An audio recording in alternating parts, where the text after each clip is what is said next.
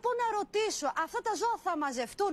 Διάβαζα εχθές ένα δελτίο τύπου από το Υπουργείο Αγροτικής Ανάπτυξης, το οποίο έλεγε ότι θα βγουν κλιμάκια στους δρόμους, θα μαζέψουν τα νεκρά ζωντανά και υπεύθυνος για την επίβλεψη θα ήταν ο Αντιπεριφερειάρχης Θεσσαλίας, ο κύριος Απόστολος Μπίλης. Τι κάνει λοιπόν λογικά ένας δημοσιογράφος? Παίρνει τον κύριο Μπίλη και τον ρωτά, πείτε μου σας παρακαλώ, ήρθανε τα κλιμάκια? Η απάντηση που πήρα, φυσικά και ήρθανε. Πολύ ωραία.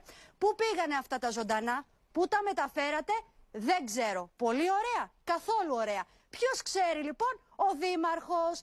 Αθάνατο ελληνικό χάος.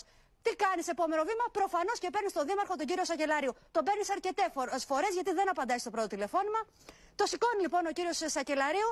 Πείτε μου σας παρακαλώ, έχουν έρθει τα κλιμάκια να μαζέψουν? Γιατί εγώ σήμερα κινούμαι στην περιοχή και δεν έχω δει κάποιος να μαζεύει. Και βάζω μια ανωτελεία, συγγνώμη, κρατήστε το εδώ που έμεινα. Κύριε Κώστα, ποιος θα μαζέψει τα ζωντανά? Τι ενημέρωση έχετε εσείς? Η περιφέρεια. Η περιφέρεια, πολύ ωραία. Λοιπόν, και μου απαντά τα ζωντανά στο χώρο σας. Ναι. Πολύ ωραία.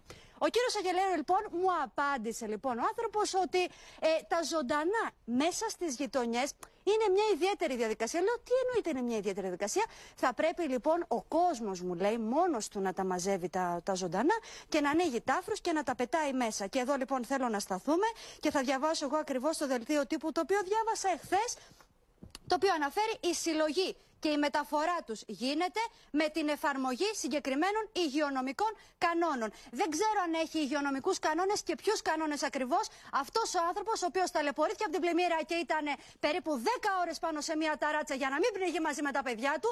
Ο ίδιος άνθρωπος λοιπόν που τώρα καθαρίζει το σπίτι από τη βρωμιά και δεν έχει γάντια ούτε μάσκα γιατί δεν του έχουν μείνει άλλα. Ο ίδιος άνθρωπος λοιπόν με αυτά εδώ τα χέρια που έχουν μοχθήσει όλη τη ζωή και είναι 50 χρονών και σκέφτεται να πάει στη Γερμανία, αυτός ο άνθρωπος λοιπόν πρέπει να πάει πίσω, να κλείσει τη μύτη του, με τα χέρια του, να μαζέψει τα νεκρά ζωντανά του και να τα πετάξει πού? Σε ποια χωράφια θα τα πετάξει? Αυτά που λιμνάζουνε, που δεν μπορείς να ανασάνεις?